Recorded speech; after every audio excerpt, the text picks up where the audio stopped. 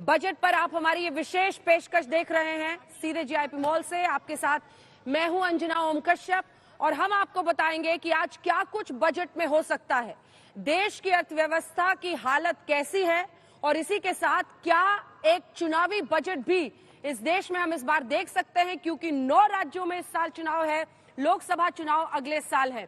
बहुत सारी बातें हैं। इकोनॉमिक सर्वे के जरिए, आर्थिक सर्वेक्षण के जरिए जो देश की अर्थव्यवस्था की हालत बताई गई है वो अच्छी सेहत बताई गई है। इसी के साथ संकेत साफ है कि शायद हम एक पॉपुलिस्ट यानी रेवड़ियों वाला बजट नहीं देखेंगे, जिसमें फिस्कल प्रूडेंस यानी आर्थिक रूप से कैसे अर्थव्यवस्था मजबूत रह पाए उस पर ज्यादा जोर होगा। लेकिन इसी के साथ जो सोशियो इकोनॉमिक यानी ऐसे तमाम स्कीम्स सरकार के हैं उसमें ज्यादा पैसे डाले जा सकते हैं।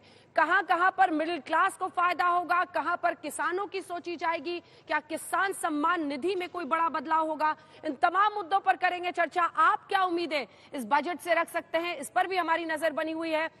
पेपरलेस बजट का जिक्र हमेशा होता है। निर्मला सीतारमण को आज देख रहे हैं आप, कुछ ही देर में वो राष्ट्रपति से मिलेंगी, उसके बाद कैबिनेट का अप्रूवल, उसके बाद लगभग 11 बजे बजट वो पढ़ना शुरू करेंगे। हिमांशु मिश्रा हमारे सहयोगी हमारे साथ जुड़ रहे हैं इस वक्त। कई खास मेहमान यहाँ पर भी हमारे साथ हैं। सैयद जफर इस्लाम भारतीय जनता पार्टी के राष्ट्रीय प्रवक्ता, आलोक शर्मा जी हमारे साथ राष्ट्रीय प्रवक्ता जुड़ रहे हैं, आलोक जोशी जी बतौर इकोनॉमिस्ट और जानकार हमारे साथ जुड़ रहे हैं। इन सब से चर्चा करेंगे। लेकिन हिमांशु, पूर्ण बजट मोदी सरकार 2 में ये आखिरी है। इंटरिम बजट हम अगली बार देख सकते हैं, लेकिन इस पूर्ण बजट के जरिए वोट पर नजर रहेगी या अर्थव्यवस्था पर नजर रहेगी, इस पर सबका जोर रहेगा। और क्या इस वक्त समझ में आ रहा है, कितनी देर में लगभग जो पूरी प्रक्रिया है वो भी जल्दी से बता दें। और बाजार में तेजी देखी जा रही है, क्या हम ये माने कि राष्ट्रपति के अभिभाषण के पहले बीते दिन जो बाजार में हमने देखा था एक गिरावट के साथ बाजार खुला था, आज थोड़ी तेजी दिख रही है? देखिए बिल्कुल अंजना, वोट पे भी नजर रहेगी और अर्थव्यवस्था पे भी नजर रहेगी। अगर हम देखें तो आज भारत विश्व की 5वीं लार्जेस्ट इकोनॉमी है, जो लगातार ग्रो कर रही है। जब पूरा विश्व मंदी के दौर से गुजर रहा है, भारत की अर्थव्यवस्था जो है वो लगातार ग्रो कर रही है, बढ़ रही है।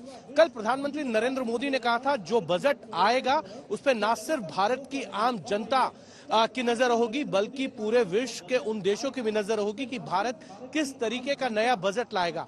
नारी सशक्तिकरण का यह बजट होगा। कल उन्होंने कहा था राष्ट्रपति का उद्बोधन होना है, वो आदिवासी क्षेत्र से आती हैं। और दूसरी तरफ निर्मला सीतारमण 5वां बजट पेश करेंगी। तो निर्मला सीतारमण के इस बार बही खाता, क्योंकि अब वो बजट नहीं बही खाता कहती हैं, और उनकी मां ने उनको सिलकर दिया था जब वो पहली बार बजट पेश करने आई थी, लाल कपड़े में सिलकर दिया था।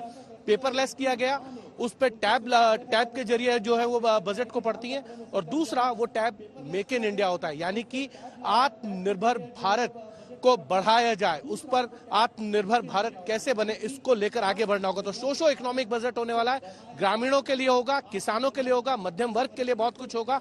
बस एक चीज देखने वाली है, क्या सैलरी क्लास को इनकम टैक्स में छूट बढ़ाई जाएगी, 2.5 लाख से बढ़ाकर कितना किया जाएगा। पिछली बार ये कहा गया था कि इनडायरेक्ट वे में अगर देखा जाए तो आम आदमी को 5 लाख तक जो है वो उस पर इनकम टैक्स नहीं देना होता है। ये एक चीज आई थी सामने, लेकिन आम आदमी चाहता है कि डायरेक्ट यानी कि प्रत्यक्ष रूप से उनको जो है वो छूट मिले। क्या सरकार इस पर विचार करेगी, क्योंकि 9 राज्यों के चुनाव होने हैं और अगर जम्मू कश्मीर के चुनाव होंगे तो 10 राज्यों के विधानसभा चुनाव हैं। उसको लेकर क्या आम आदमी की जेब में कुछ पैसा बचेगा?